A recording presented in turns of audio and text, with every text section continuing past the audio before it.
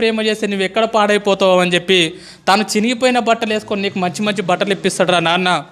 పాపం తను పరిగికో వికారాబాద్కో పంట మొత్తం తీసుకొని వచ్చిన తర్వాత పంట అమ్మిన తర్వాత ఒక 10,000 జేబులో పెట్టుకొని ఇంటికి వెళ్తూ ఉంటే మధ్యాహ్నం 3 అవుతూ ఉంటుంది, ఆకలి అవుతూ ఉంటుంది నాన్నకు బాగా. నాన్న తిందామని చెప్పి ఒక రెస్టారెంట్ ముందర నిలబడి లోపలికి పోయి బిర్యానీ ఎంత ఉందని చెప్పి చూస్తే 250 రూపాయలు ఉంటుంది. నాన్నకు ఆకలి అవుతూ ఉంటుంది, పేగులు మాడిపోతూ ఉంటాయి. అరే నేను ఈ పూట 250 రూపాయలు పెట్టి బిర్యానీ తింటే నా ఒక్కడి కడుపు నిడుతుంది, అదే ఇంటికి ఏమన్నా తీసుకుపోయినా అనుకో నా పిల్లలు కూడా హ్యాపీగా తింటారని చెప్పి తన కడుపు మార్చుకొని ఇంటికి మీ నాన్న వస్తాడు బాస్. రియల్గా మన నాన్న హీరో కదా. ఎన్నోసార్లు ఒక్కసారి ఇంటికి వెళ్ళిన తర్వాత నాన్న నీతో ఫ్రీగా ఉంటే అడగండి, నాన్న నీకు ఎన్ని కష్టాలు ఉన్నాయని చెప్పి పెద్ద చిట్టా చెప్తాడు బాస్. ఎన్నో అప్పులు ఉన్నాయి నాన్నకు, ఎన్నో ప్రాబ్లమ్స్ ఉన్నాయి నాన్నకు. అమ్మ మీరు ఆడపిల్లలాగా పుట్టినరు, రియల్గా మీ అమ్మ నాన్నకు సెల్యూట్, మిమ్మల్ని చదివిపిస్తున్నారు. మీ రియల్గా సెల్యూట్ వాళ్ళకి. ఎందుకంటే ఆడపిల్ల పుట్టిందని చెప్పి చాలామంది బాధపడుతూ ఉన్నారు.